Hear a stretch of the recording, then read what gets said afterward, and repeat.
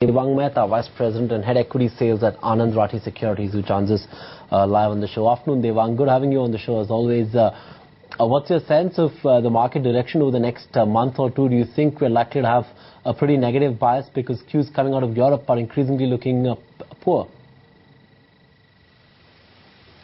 Yeah, afternoon, Sandeep.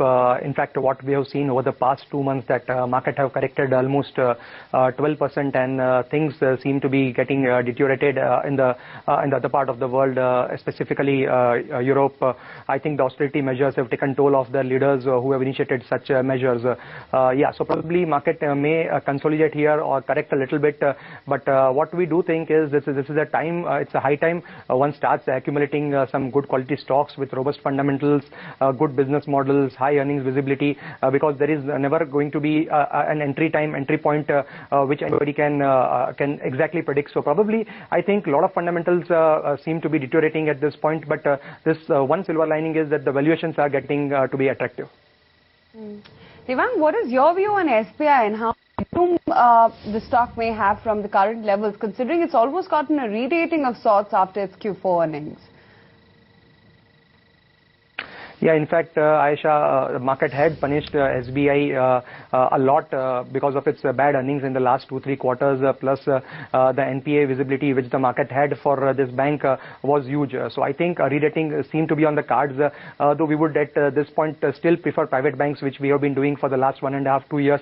But I think probably SBI has improved a sentiment a lot for the banking sector, as well as the PSU banking pack, which seem to be clearly under a little bit of pressure. But we feel that stocks like Bank of Baroda, PNB could do well in the current times. What's your view on defensive in this weak market? Would you again look at playing stocks like HUL, some of the FMCG counters, or even the pharma names?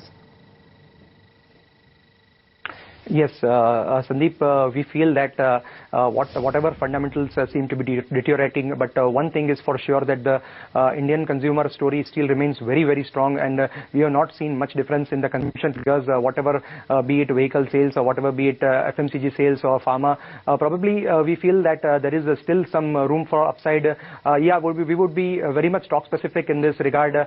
We like few stocks like Imami, Ipca Laboratories post a correction that the stock has seen in the last week, stocks like Pidilite Industries. I think this all stocks would do extremely well in the current scenario where the consumption remains strong, where even the pharma exports will be profitable given the rupee-dollar equation. Yeah, we remain positive on the consumption theme at this point. One of the outperformers this year has been Tata Motors, but the stock has obviously corrected significantly in the last couple of weeks. Do you think the story is over as far as Tata Motors is concerned, at least in the near term?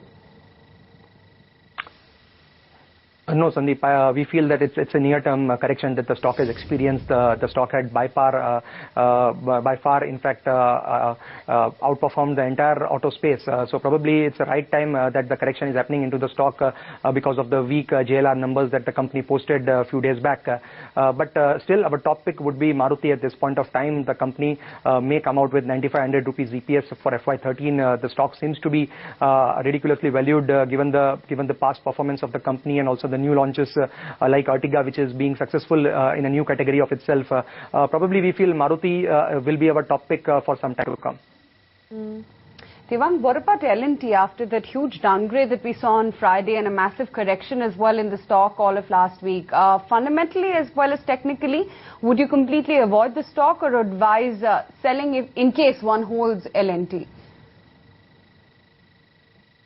No, we clearly feel that the stock may have a little bit of downside from here, given the market correction, if at all it is warranted.